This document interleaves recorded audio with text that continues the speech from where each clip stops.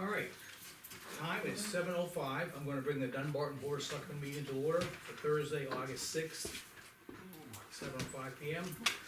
I have three selectmen present, I have Lean Camo, the town administrator is present, I have the fire chief here, I have the town clerk here, Jennifer, come on, Jennifer, and I have Mr. Leo Martin. Oh. See, did it again. Mr. Bob Bartel, the better looking brother, recording for the evening this evening. Did that help, Bob? I don't know, I don't think Leo appreciated it, he's gonna Yeah, watch he's this gonna be film. watching this now. All right, gentlemen, we have a interesting meeting tonight, we have some non-publics and a relatively short meeting, but a lot of material to get through still. I'll take a motion for the minutes, I'll start with that. I'll make a motion to approve the regular minutes of July 23rd, 2026 as slightly amended. Second that motion. And slightly means, Lean, there were minimal changes, and so One that's, word. It was Good. just one word. and that's excellent work for the recorder, Yeah. thank you. All in favor, if there's no further discussion, all in favor? Aye.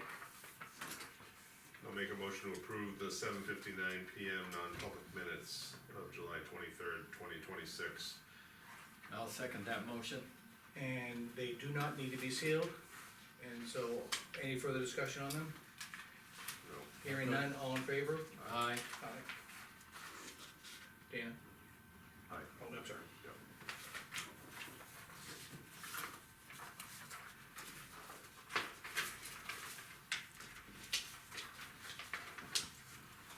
I'll open up for public comment now, anything from the back row, Jennifer? And Chief, you're on schedule already, so stand by. I'll close public comment, and we'll straighten the town business. We've got Fire Chief Brandon Scopline here, come to the front row and give us an update. Only good news, only good news. Only good news. So I just wanted to provide you all with some information on latest fire department stuff, and grant monies that are available. So, first and foremost, I've talked to you all at length at times about the lack of availability of responders, of kind of like volunteers, and slowly kind of dissipating nationwide. And we're certainly seeing that in New Hampshire, and we're certainly seeing it in Dunbarton. Last couple of days are an example of that.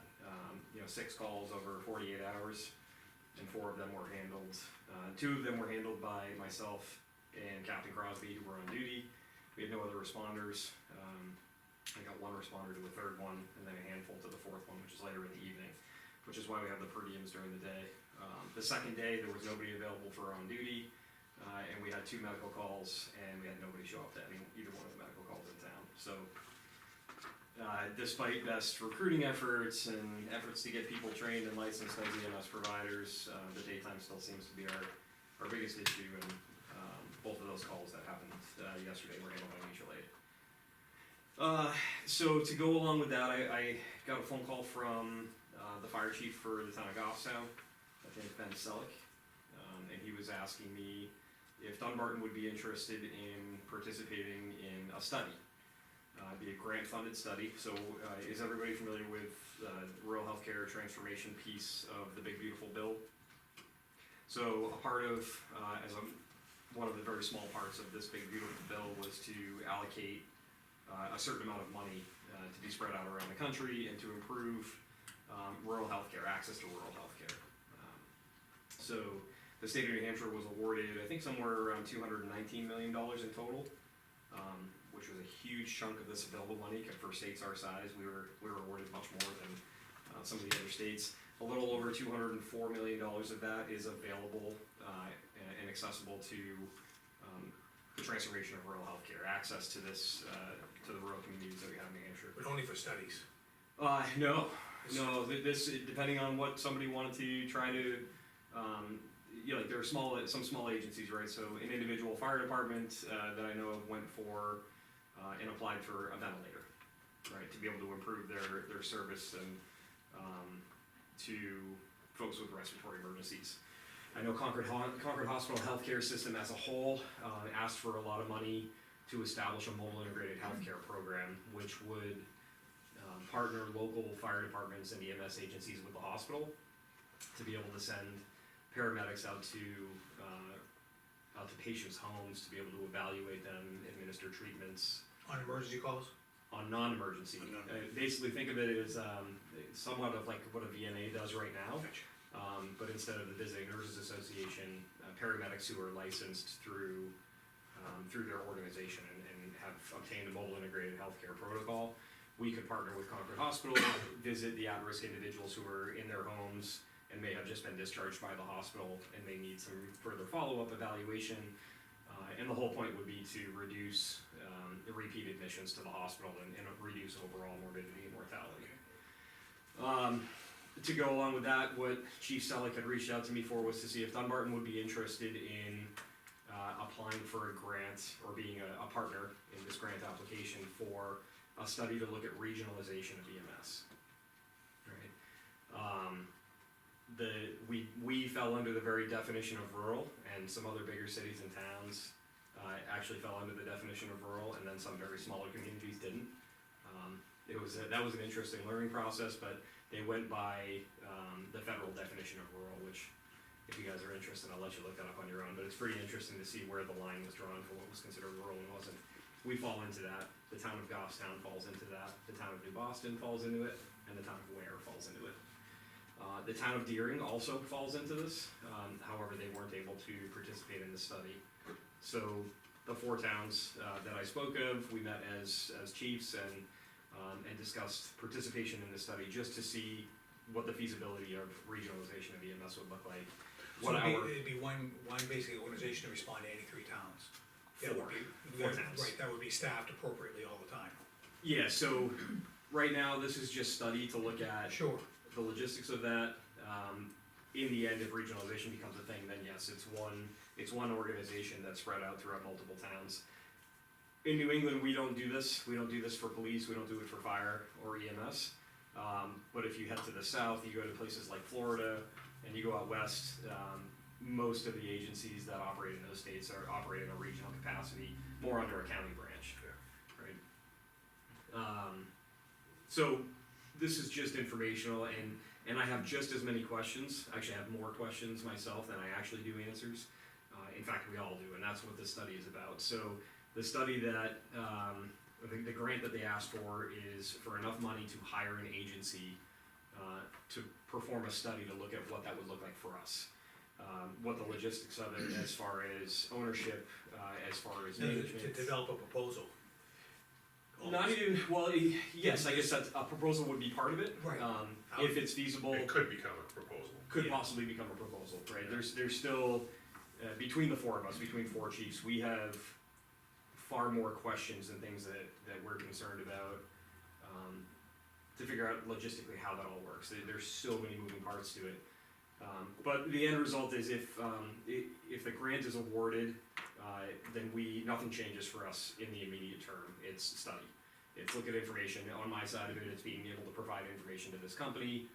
Some of that Sometimes would, it'd be good to get a facilitator who could put everything together for the 3, and they'll be. 4 towns. Yeah, so the fire chief from Goffstown is the one who's heading the project, and the company that he hires is the one who's gonna gather all the Be information. the facilitation. They're gonna be the facilitator, they're gonna look up all this.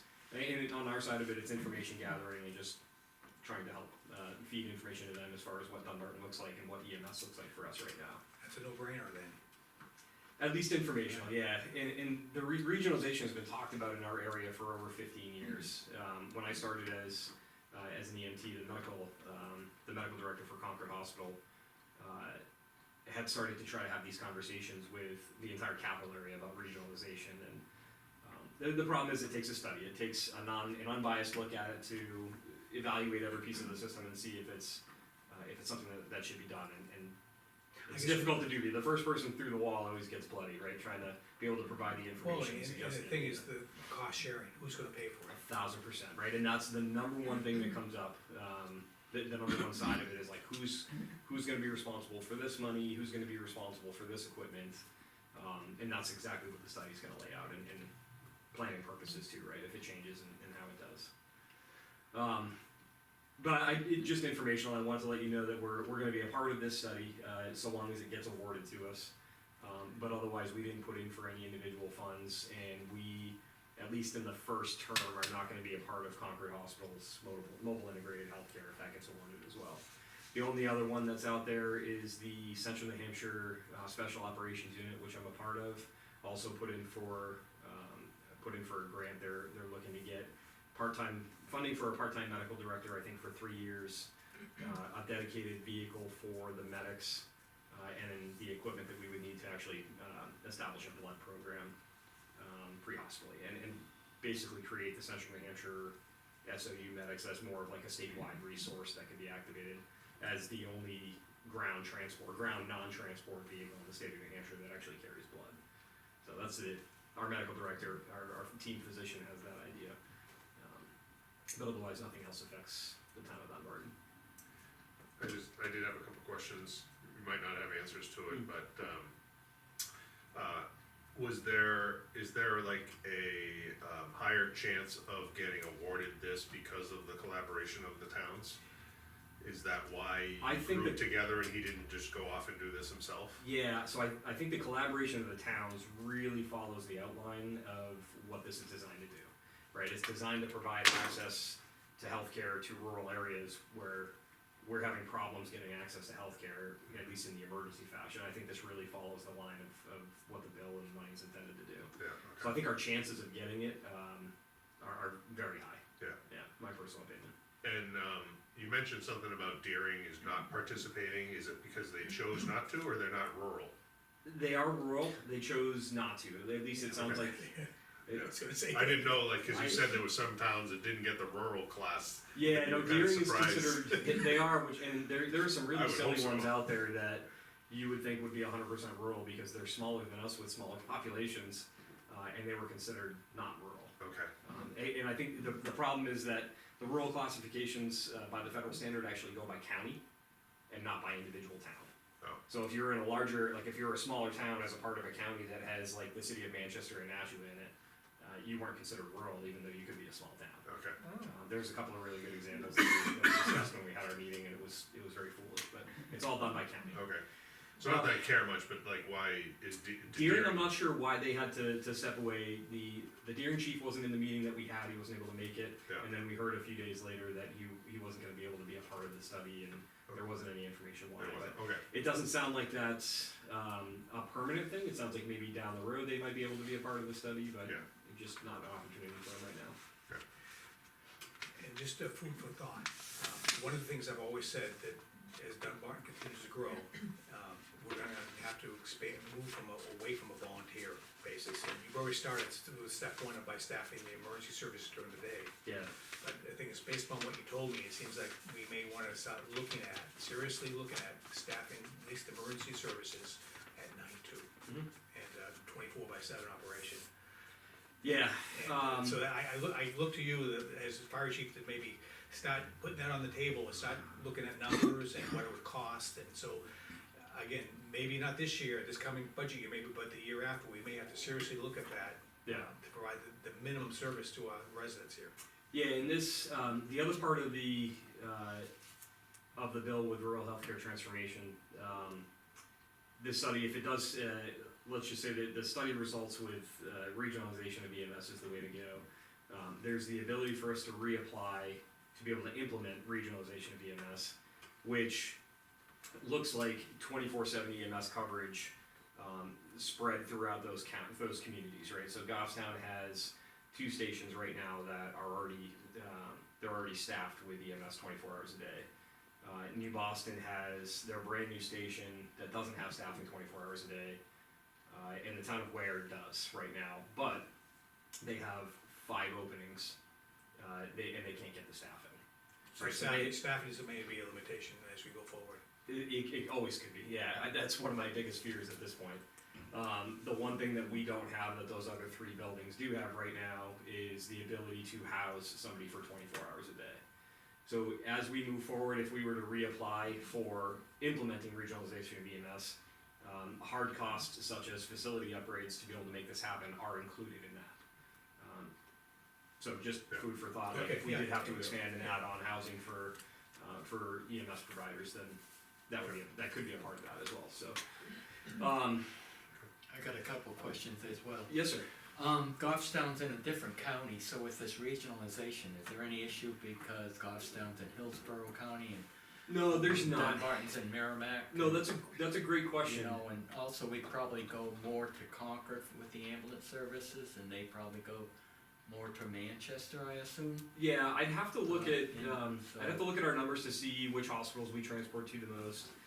If I had to guess right now, I'd say we're probably 60%-ish to Concord, And 50, 20-ish% to Elliott, 20-ish% to CMC, right? We kinda, okay. we're a little bit less, to the south down in Manchester, but, we're kinda positioned right along that line where we have, and it's Yeah. people's choice, right? Where they choose to get their healthcare There- at Concord, and some of them choose to stay in, or get their healthcare in Manchester. But we do travel all over the place.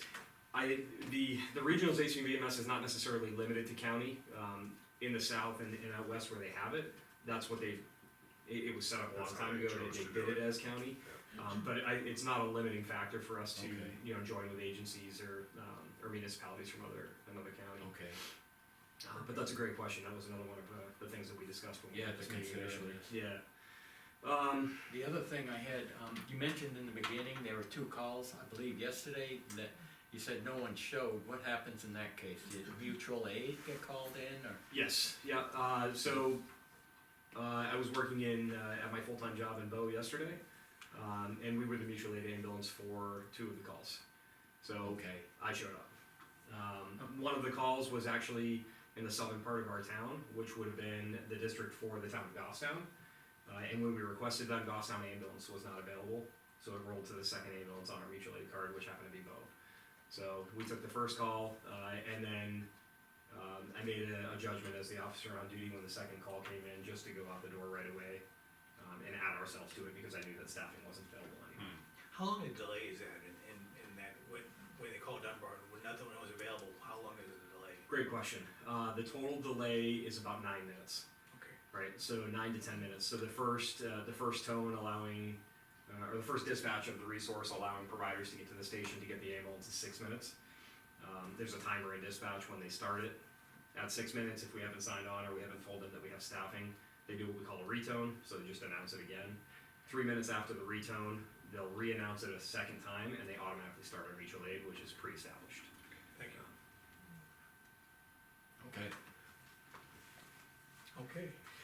The only other piece of, I guess, bad news that I got along with all of this stuff over the last few weeks, I discussed it briefly with Lean, and I've spoken to a member of Primex, and I've got to set up a meeting to get more detailed information. So at one of the July New Hampshire Association of Fire Chiefs meeting, Primex basically went there and said, the cost to insure a volunteer firefighter is gonna increase exponentially.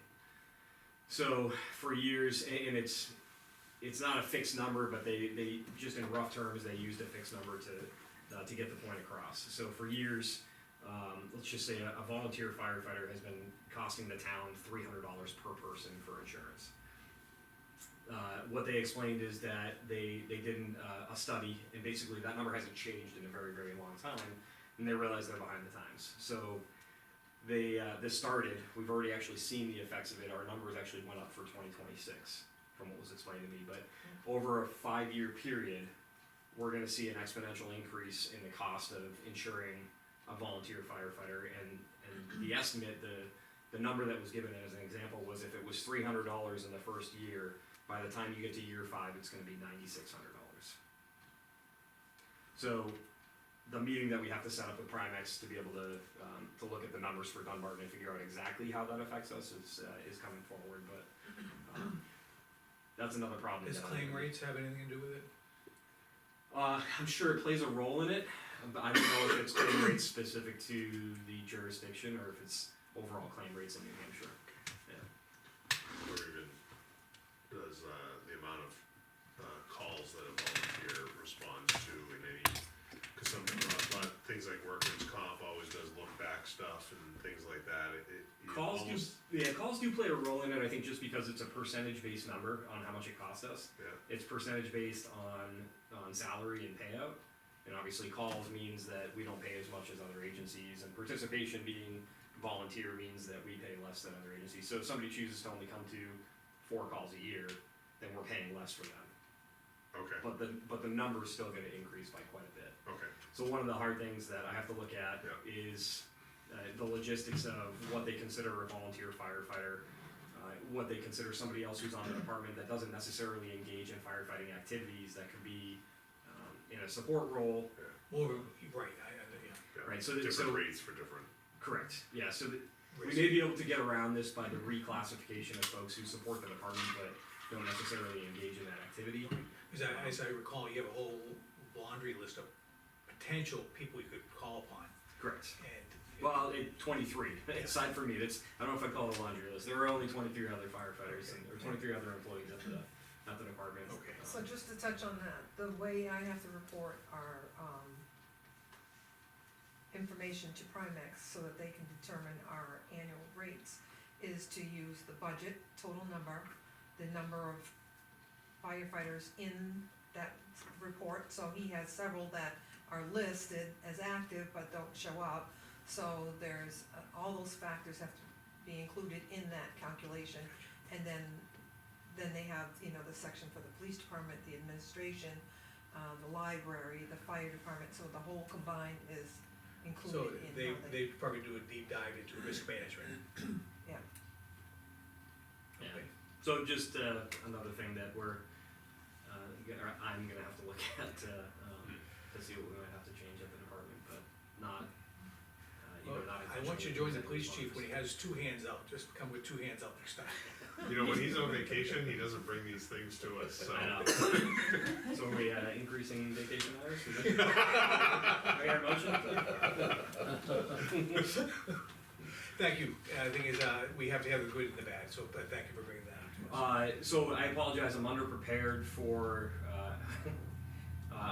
the discussion with the rural healthcare transformation stuff. What I will send you retroactively here is the grant application, which was submitted along with my letter, which endorsed the study. Okay. So again, it hasn't been awarded, but I'll at least send you that information. I think we all have a consensus here, we're all leaning towards absolutely going forward Yeah, with this. yeah. Oh, yeah.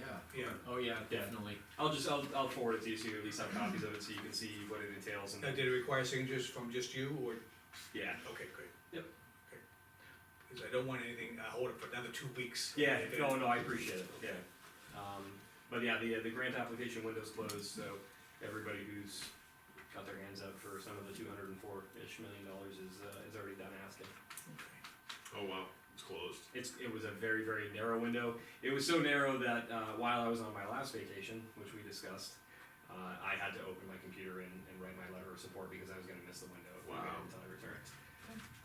So, That tight. Thank yeah, you. Thank it you. was quick, yeah. No problem, it's easy. Okay. That's all I got. I apologize for taking up so No, much time. It's good, fine. Okay, I'm Thank gonna, you. See you in a few months. Sounds good. 2 hands out now. Do it. Okay, Thank you. I'm gonna go right to mailbox items. Mhm. All right.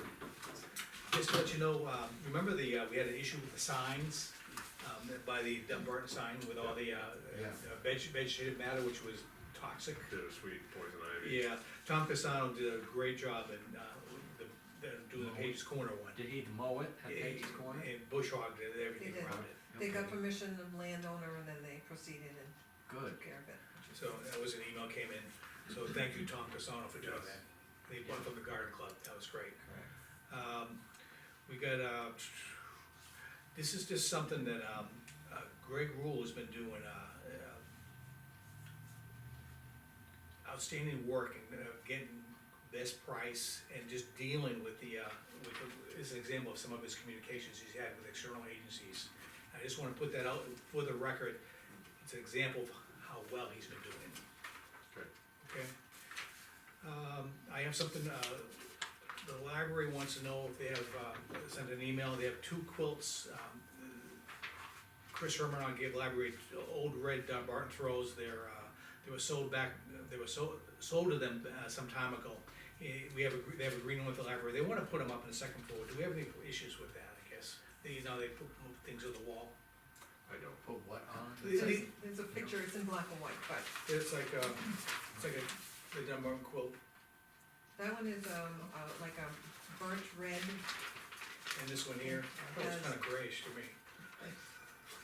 but the other one has a lot of bright colors on it and might, fit on a short wall, and I think what the group that was working on I saw it. making that accessible,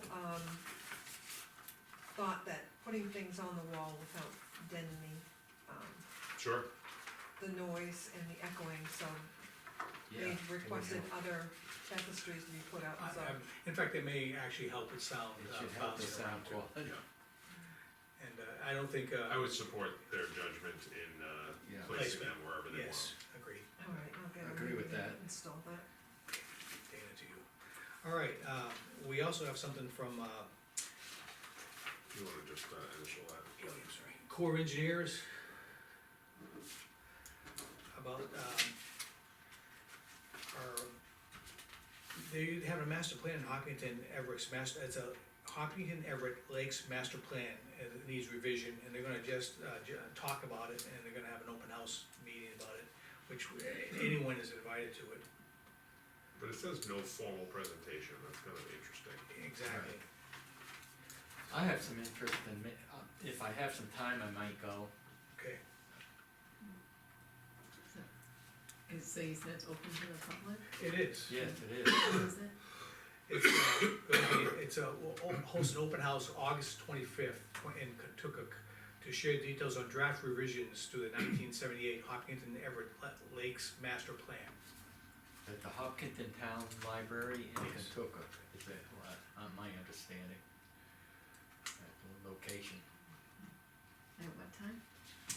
Says, open house from 5. 5 to 7 PM on August 25th Yeah.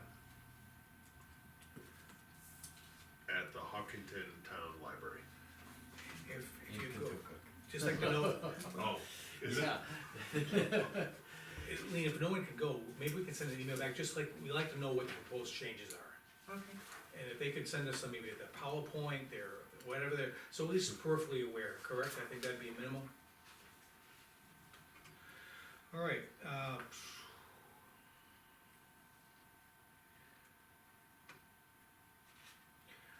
this is from David Allen to Lean, you wanna help me with this one, Lean? oh, David asked me to reach out to the ethics board to, come up with some wording for, receiving minimal gifts. And so that it's black and white and puts that into the personnel policy. He said that, it was a good question to ask, he said, but the organization or group is on summer Okay, schedule, so they'll be back to meetings in September, so they'll work on drafting something up for us. that could go into a personnel Yeah. policy Right, eventually. and this is why I was hoping to get some what information you asked before we had the workshop. Yeah, I had forgotten about it, actually, thanks for. Yeah, yeah, But I just think, just so people aren't wondering like, oh, should I take these, flowers that someone dropped off for me, or Yeah. whatever. right? yeah, yeah.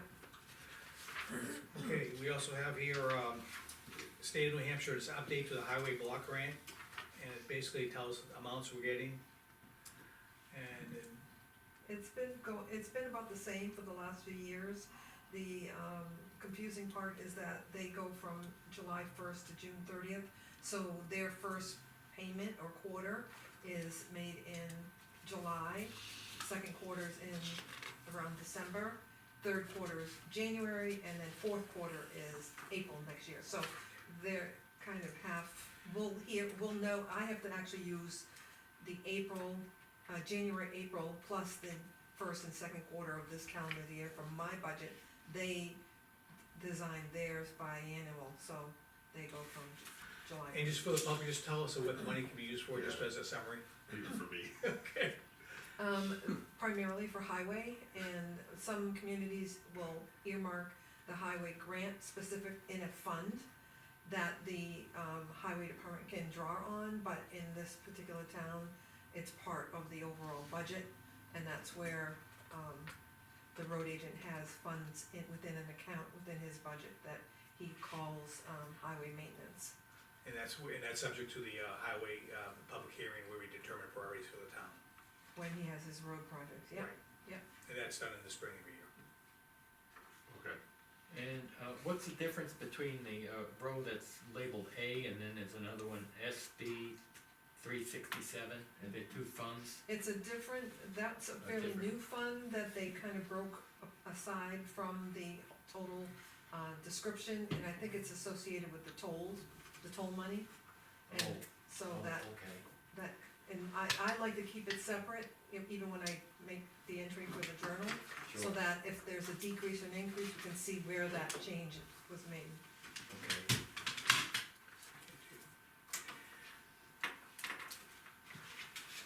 The last item, was something that we, no, excuse me, not the last.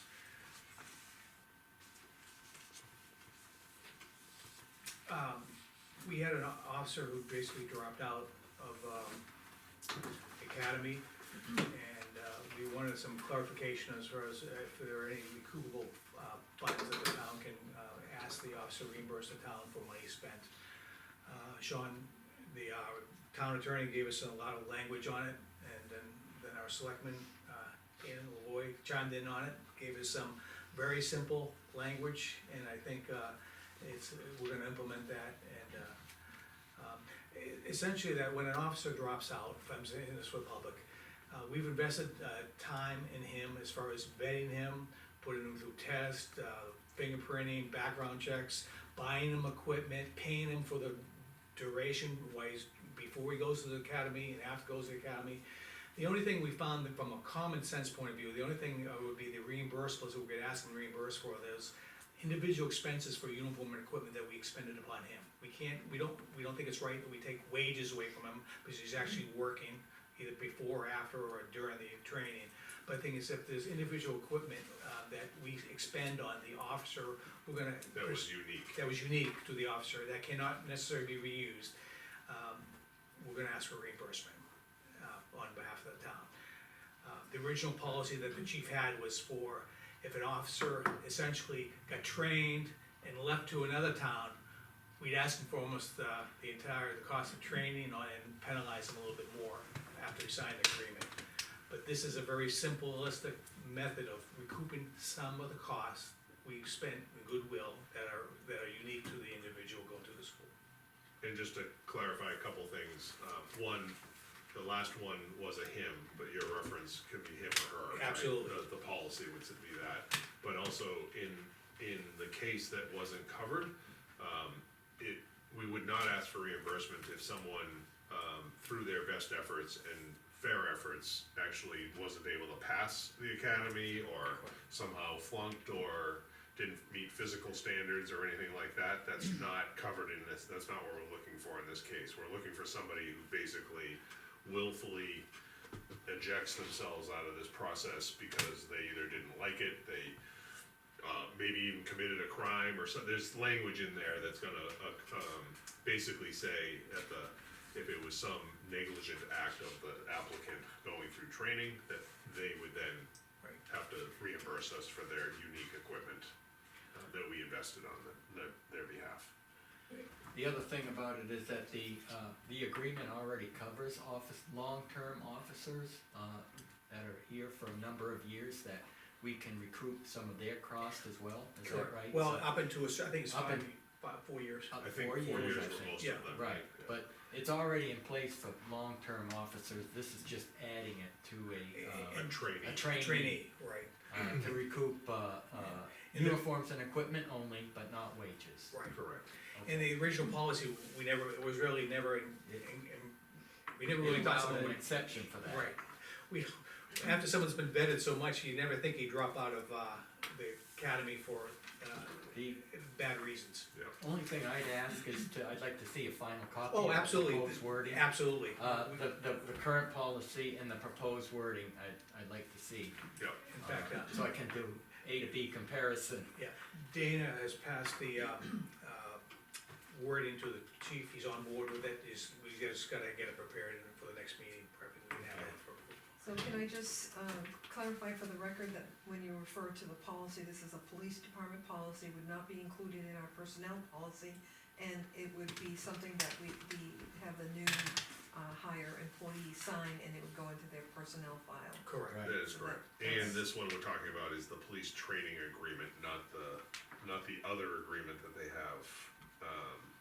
Because I think there's two different Oh, ones that I they thought it have. was one and the same. It could be, I think- maybe, that I'm not sure about. Okay. I don't know whether there's a separate thought it one was for one someone and has the to go same. through the academy, Okay, but, do you No, happen to know? it's one policy. It's one It is and just the one, same. okay, Yeah. alright, I stand corrected, Yeah. alright.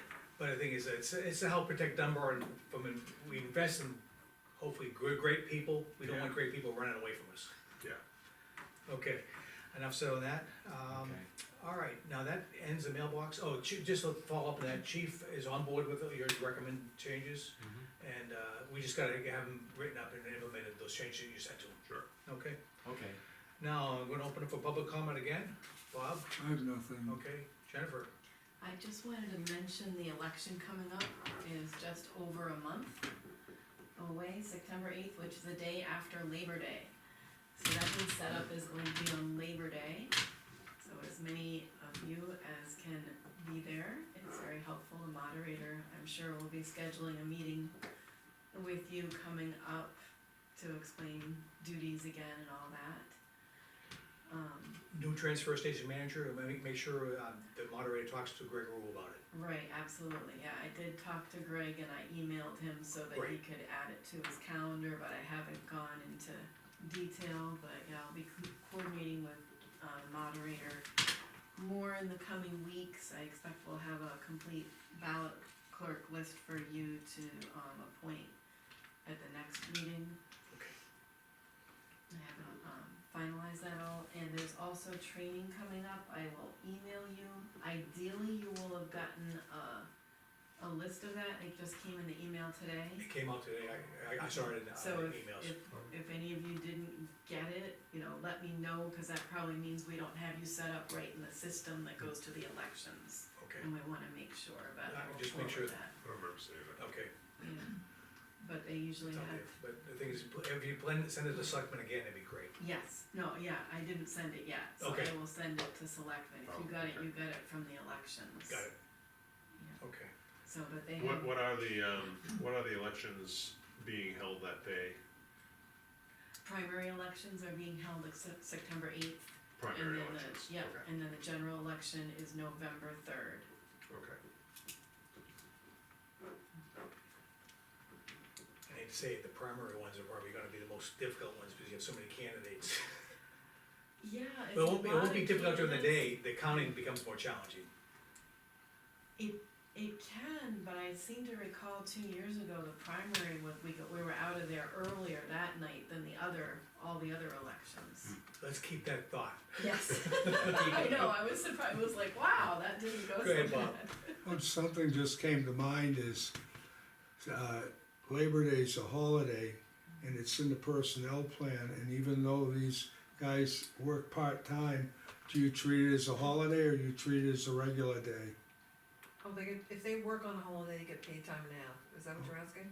Yeah, that's what I'm asking. Absolutely, yeah. Okay, We only have a few, like the day after Thanksgiving, it's considered a holiday.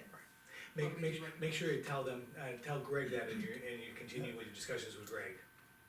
It's gonna be paid as holiday. usually that's a motivation point. I'd rather- Exactly, I'd rather not be the one inserted in the middle of saying what personnel will apply to them. okay, I think there might have been issues in the past about something being relayed we can by take the it, we town can take clerk's it, then. office, and I don't wanna step in the middle, just in case. Understood. I wanna, We can take it for action. yeah. Okay, anything else? I think that's it. Okay. Okay, coming back to the, town administrator, I only have one thing, and I did provide the board with an updated calendar. I'd like to, we've been, mentioning that we'd like to have a personnel policy review, and because we're already in August, I'd like to try to get something set up on a schedule during the day with the board, sooner than later, so that I have time to put all the new changes in the policy and then distribute all the, the final copy to all the employees before the end of the I'd year. like to shoot for, is it August this month, if we can do it sometime this month, gentlemen? As a first, I'll start off with Yeah, I'm that, available. Dan? I think you're only available the last I'd like to week. know what your availability will be. There's 1 week that's Do we want to, the last week of August, the first 2 weeks of September. Can- Go ahead, can we just pick this, can we just pick it by email, or do we need to do it live right now? we don't have to do it live, but sooner than later. Only because I don't wanna reveal any personal. Okay, why don't we just, absences. we're in gonna this just discussion. target the last week in August, Okay, last full week in August, we're gonna target that week, and let's get your information to Lean, okay, okay? yeah, First, second, and third choice that week. The only thing is, we're gonna do it like midday for 2 hours. yeah, We'll plan on 2 hours. Okay? okay. Alright, so the Chuck? week of the 24th. Week of the 24th. Okay, We just gotta get an email out, and we'll get that finalized. You know, Okay, anything Post else? And that's not a, select board meeting week. No. correct, so that might work out That's good. good. Yeah. Alright, Alright, anything else, Lee? No. Okay, I'm gonna bring it to the board again. I'm gonna start with Chuck, if you would be so kind. yeah, one question on, Old Home Day, a couple questions actually, we touched upon it last meeting, that there might be some, all of the, select board representatives might not be available that day. I wanna know who I'm working with for ice cream, and who do I see, who's the honcho for ice cream, what do I do? You know, am I the only, who else is gonna be there? I'll probably end up being there with you, Okay, and good, Dana's gonna be out of town. I may not, yeah. It's also, we have 2 people there, there's usually more than enough people there. You just gotta make sure you don't bring your best shoes, because ice cream's gonna drip on your shoes. okay, And, they're gonna give you gloves, it's in the afternoon, just note the time of the ice cream. I usually come up, in the morning, I usually come up with a parade, and then, mingle a little bit, but you just gotta basically hover until the when it's ready for ice cream distribution, and we just help set it up and Okay. scoop it, that's all we do. And it usually lasts for about, Lean, I'd say about maybe 45 minutes to an hour. But until the ice cream's gone. Yeah, pretty much, and everyone's had their It fill. goes pretty quick. It does. right, And that's pretty, Okay. that's pretty much the last event of the day, really. Right, so Chuck, it's usually held under the tents where they sell the hamburgers and hot dogs. yes, I know the where that garden is, club, yeah. yeah, I'm familiar with that. And they have the yeah. ice, chests set up there, and so that it makes it pretty easy for them to set up a line. Keep it- Okay, you'll probably most likely. More be than there. likely, I'm about 90% yes. Okay, and, as far as other help, where does that come from? It's basically everyone the volunteers everywhere. Volunteers from, Yes. okay, The garden club, as I Okay. said earlier, That's a- the, Group of people. Yeah. I'm well, just, the rec committee usually reaches out to the school, the SAU, because the, seniors are supposed to do community service, and every year that I've been there, there's been 3 or 4 seniors behind the counter, helping either hand out hot dog, hamburgers, collect Okay. money, and then they end up staying and helping with the, ice cream. And the thing is, we will usually pay them with an extra scoop. all right. The other question on Old Home Day I have is opening the town hall or not, and I know there's concern about making sure the bathrooms up there are closed that day. Are we They- closing down the bathrooms because there's no the- capacity? So, In the system. Natalie had, from, old, PTO, who's organizing a children's play there, came before the board a few weeks back, and Right. did mention that for that Yeah. period of time, they would be, making sure that the doors are locked, only opened a half hour before the, event, and then For they the would time. clean up and make sure that the door gets locked behind them, Okay, so. there was talk about maybe putting a tape across the bathroom doors, because I know how people might be when they only see porta johns, porta potties, Yeah, and, and they say, oh, there's a real bathroom here. Right, so the you doors know, will be locked, Okay. except for the short time Except for before that that short event. time, okay, And library's closed, so there won't be any need for the library or the whole building all to be right, unlocked. okay, Thank you for all bringing right, that up. thanks, okay, It's been working pretty well for the last couple of years, where we've locked right, that building and this building. okay, Okay, all right, thank you. all right. That's all I have. All right, I'm gonna chime in on that, because I got a few updates on the police department, but the thing is, the route is gonna follow a previous route, they're gonna, basically, the state is gonna provide barriers to block 13 off, and they'll have detour signs for the 1 hour before, and they'll drop that off with the police department. The police department will set up the barriers, they actually provide barriers to the state of New Hampshire. And, they're gonna, on Barnard Hill Road, Barnard Hill, excuse me, they're gonna have the, that's where they'll line up, there's a field over there, so the police department has it well in hand, they've been communicating effectively with the, Old Home Day Committee. Yep. And it looks like it should go well, and, so that's a little bit of update on that. Separate note, police department just wanna remind the public that there's a bicycle rodeo August 8th, 10 to 12. And they usually give out free helmets to children who, wanna get, be safe on their bicycles. There's a little bicycle rodeo, it's on the marquee out here. And they usually have someone on site with the police department inspecting children's bikes to make sure that they're performing well. And it's usually a good turnout. Exactly. Question on the parade route, Yes, do you know about what time they usually block 13? That it'll might be be for helpful probably for the 1 budget. hour, it's gonna be about an hour. I think the permit that Chris, sent to me said that it was gonna be blocked 15 or 20 minutes before the event, and then continue until after. Yeah, but the thing is, this the road, I mean, people who are just bypassing Dunbarton will be able to easily get by with the detour signs. Do you know how it detours? Yes, it goes, Mansion Road, so, you know, Start lane, The old, you know where the old, where The the old- gas pumps are? You're gonna be turned right there, go heading south, and it'll go around towards Mansion Road, and then come out at Mansion Road, yeah. under 13 again. Yeah. Okay? Good question, though. The chief reported if you recall, the retention bonuses, that we authorized, he said they were well received, and even the part-timers who did not receive it, were fully, very supportive of it, and we're grateful to the town of Dunbarton. Good. So it's a thumbs up from that.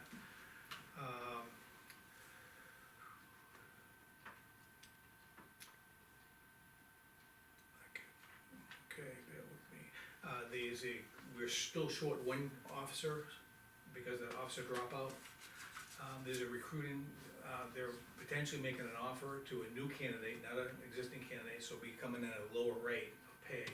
And, there's some additional vetting still going on with that, so it's still a work in progress. It would be a trainee then. Yes. And I have, and then I'm gonna hold off, and I am calling for non-public, there's an employee discussion I need to have about police department non-public. Okay, that's all I have for the board right this time, in public. Dan, this is to you. Yeah, I have two things. The transfer station equipment, search and evaluation is still going on. In fact, we had some test driving of some equipment this morning, at one of the sites, at one of the preferred, pieces of equipment we're looking at. A little bit of there's two things that are kind of holding up right now. One is we are investigating, forklift opportunities. Because there's a possibility that a forklift within the building would actually be a very suitable, solution, and we hadn't, previously had Dave Nault investigate forklifts. So, as a team committee here, we've decided to investigate forklift, options. And the other thing is the grants that are available, we have made contact with the folks at the Department of Environmental Services about the grants.